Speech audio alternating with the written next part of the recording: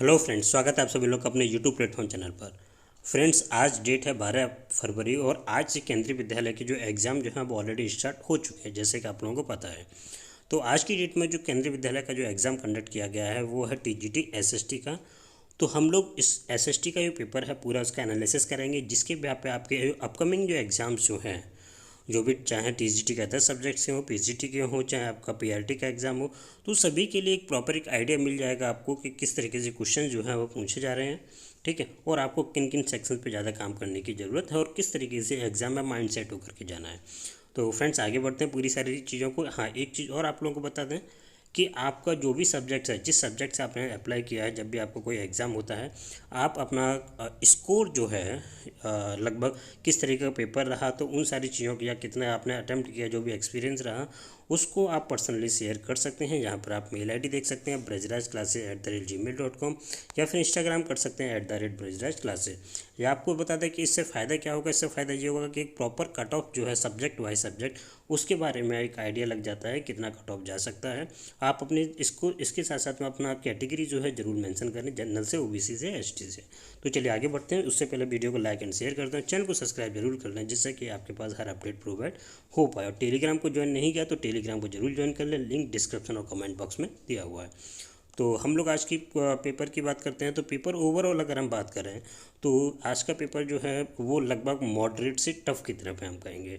मतलब कि पेपर का स्टैंडर्ड जो है एक अच्छा स्टैंडर्ड उन्होंने केंद्रीय विद्यालय ने सेटअप किया है। जिस तरीके से पिछले अभी तक एग्जाम्स हो रहे थे केंद्रीय विद्यालय की अगर हम बात करें, तो उस स्टैंडर्ड को इन्होंने अपग्रेड किया है यहाँ पे। क्योंकि यहाँ पे हर तरीके के क्वेश्चन जो है पूछे गए थे। डायरेक्ट क्वेश्चन भी पूछा गया है, डायरेक्ट के साथ साथ में स्टेटमेंट और कंक्लूजन में भी क्वेश्चन जो है, जो कथन कारण वाले जो क्वेश्चन होते हैं उनको भी पूछा गया, खास करके सब्जेक्ट में भी।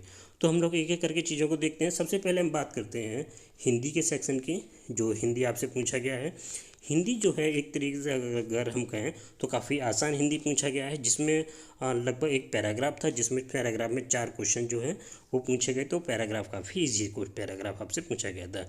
इसके साथ साथ में मुहावरे के क्वेश्चन थे, इसमें संधि से क्वेश्चन पूछे गए थे, और आपका तत्सम तद्भव से क्वेश्चन था। जो तो ये क्वेश्चन जो है काफ़ी आसान सेक्शन आपसे पूछा गया है, हिंदी का सेक्शन, जो कि आपके 10 क्वेश्चन पूछे गए थे। तो आप अब बात करते हैं हम लोग इंग्लिश की। तो इंग्लिश का सेक्शन की बात करें तो यहाँ पर जो है टीजीटी एसएसटी में पैराग्राफ जो है वो नहीं पूछा गया है। जिस तरीके से हिंदी में पैराग्राफ पूछा गया और 4 क्वेश्चन पैराग्राफ से थे, तो यहाँ पे पैराग्राफ आपसे नहीं पूछा गया। यहाँ पर जो पूछा गया वो टोटली ग्रामर पूछा गया। ग्रामर में अगर हम बात करें फ्रेंड्स, तो जो ग्रामर में सेक्शन पूछा गया इसमें, जैसे कि एक डायरेक्ट इनडायरेक्ट से क्वेश्चन पूछा गया है, एक डायरेक्ट इनडायरेक्ट के साथ साथ में एक एक्टिव पैसिव से क्वेश्चन पूछा गया है। 2 क्वेश्चन जो है आपका एंटोनिम्स और सिनोनिम से पूछे गए हैं। उसके साथ साथ में आपसे प्रीपोजिशन से 2 क्वेश्चन पूछा गया है, और सेंटेंस जो एरर जो होते हैं, सेंटेंस एरर से भी क्वेश्चन पूछा गया है। यहाँ पे एक क्वेश्चन सेंटेंस एरर से पूछा गया है। तो इस तरीके से 10 क्वेश्चन जो है जहाँ पे पूछा गया है। लेकिन पैराग्राफ ना पूछने से आपको जहाँ मुझे बता दें कि जो इंग्लिश का जो सेक्शन जो है वो इजी टू मॉडरेट, हम इसको कह रहे हैं कि इजी टू मॉडरेट। जितनी लोगों से मेरी बात हुई है उन सभी के अकॉर्डिंग में इंग्लिश का सेक्शन इजी टू मॉडरेट है। ज़्यादा टफ नहीं, हम इसमें मतलब कि ज़्यादा हम टफ नहीं कह सकते हैं, लेकिन हाँ नॉर्मल अगर आपको इंग्लिश आती है तो आप इसको ईजिली सॉल्व कर पाते हैं। अब हम बात करते हैं नेक्स्ट सेक्शन आज जो आता है वो है आपका जीके एंड करंट अफेयर्स का। तो जीके एंड करंट अफेयर्स में जहाँ बात की जाए तो यहाँ करंट अफेयर्स का केवल 1 या 2 क्वेश्चन पूछे गए थे आउट ऑफ 10।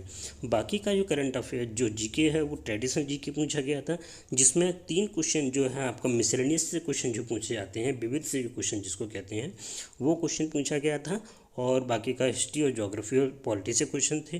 तो लगभग आके जीके और करंट अफेयर जो है वो मिसलेनियस टाइप में, सॉरी मॉडरेट, हम इसको स्टैंडर्ड में रख सकते हैं, काउंट कर सकते हैं, जिसमें आपके लगभग अगर 5 से 6 क्वेश्चन ठीक हो जाते हैं तो एक सफिशिएंट, एक अच्छा स्कोर मान लिया जाता है। यहाँ पे आप ऐसे मान के चल सकते हैं। अब हम बात करते हैं आपका रीजनिंग की। तो रीजनिंग के लिए जितने लोगों से बात हुआ, सभी का कहना था कि रीजनिंग जो है वो मॉडरेट टू टफ की तरफ में था, क्योंकि यहाँ पर जो रीजनिंग पूछा गया था वो टाइम टेकिंग रीजनिंग था, जिसमें खास करके जो पूछा गया था सेटिंग अरेंजमेंट से जो क्वेश्चन जो आता है उसको क्वेश्चन पूछा गया था। सेटिंग अरेंजमेंट के साथ साथ में कथन और कारण वाला जो होता है, स्टेटमेंट एंड कंक्लूजन जो होते हैं, उससे क्वेश्चन को पूछा गया था, और अंजम्पशन जो होते हैं उनमें से, और पजल्स जो हैं वो पूछे गए थे। तो इस तरीके से रीजनिंग जो है आपका थोड़ा सा टाइम टेकिंग था। तो और बाकी का अगर हम कंप्यूटर की बात करें तो कंप्यूटर में आपका जो 5 क्वेश्चन थे, जिसमें से 2 क्वेश्चन आपका इनपुट और आउटपुट डिवाइस के बारे में पूछा गया था और कुछ सेक्शन जो है अलग थे। तो यहाँ पर इस तरीके से आपका जो भी आप मान लीजिए एक नॉर्मल चीज़ पूछा गया है।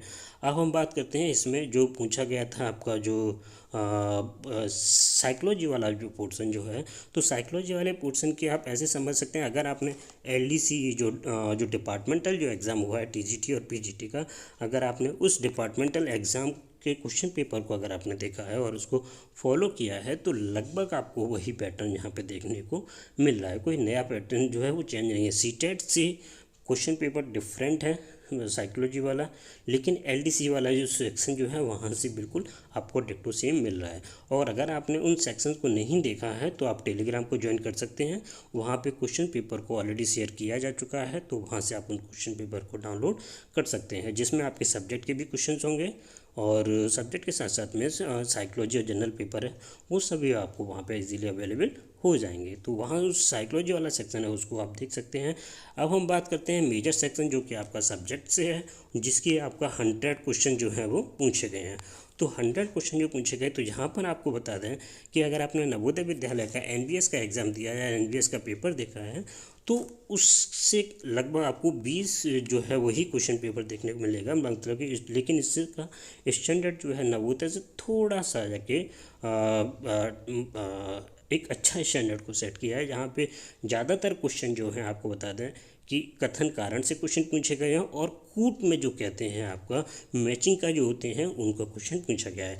जिसमें जैसे कि अगर हम बात करें यहाँ पे ज्योग्राफी जो है जो बताया गया, लगभग आपका 25 से 28 क्वेश्चन जो है वो ज्योग्राफी से पूछे गए हैं और हिस्ट्री से लगभग आपका 20 से 22 क्वेश्चन जो है लगभग हिस्ट्री से जाके बता रहे थे। जाके नॉर्मल हो सकता है कि जितने लोगों से बात हुआ है तो उसमें सभी लोगों का अपना एक ना अपना एक अंजम्पशन होता है सभी का, क्योंकि उस टाइम पे क्वेश्चन तो काउंट नहीं करने बैठ रहे हैं, लेकिन हाँ उनका एक आइडिया होता है कि इतने क्वेश्चन के आसपास में इस सेक्शन से क्वेश्चन को अरेस्ट किया गया है। लेकिन मोस्टली सबका यही कहना था कि जो क्वेश्चन जो था, जो डायरेक्ट क्वेश्चन जो होता है 1 लाइन टाइम में, वो काफ़ी कम पूछे गए थे, लेकिन सब्जेक्ट में जो क्वेश्चन पूछे गए तो या तो मैचिंग में थे या फिर आपका कथन कारण जो होता है उसमें उसमें कथन कारण में क्वेश्चन को पूछा गया था। तो उस तरीके से अगर हम कथन कारण में अगर दिया जाता है तो यहाँ पे हम इसको कह सकते हैं मॉडरेट टू टफ इस सेक्शन में हम इसको रख सकते हैं कि जिसका एक अच्छा स्कोर है लगभग, अगर आपने, क्योंकि नेगेटिव नहीं है, और अगर आपने 70% के आसपास का स्कोर कर लिया है तो एक अच्छा स्कोर जो है वो कंसीडर किया जा सकता है। तो यहाँ पे आपका जो भी स्कोर आपको लग रहा है आप अपना इसको कुछ चीज़ों को शेयर कर सकते हैं। आपको कैसा पेपर लगा, आपको किन किन सेक्शन में कठिनाई हुई, तो वो आप लोग मेल करके या फिर इंस्टाग्राम करके ज़रूर बता सकते हैं, जिससे कि सारी चीज़ें कि आपके साथ में डिस्कस किया जा सके। तो फ्रेंड्स मिलते हैं नेक्स्ट वीडियो में। Thank you.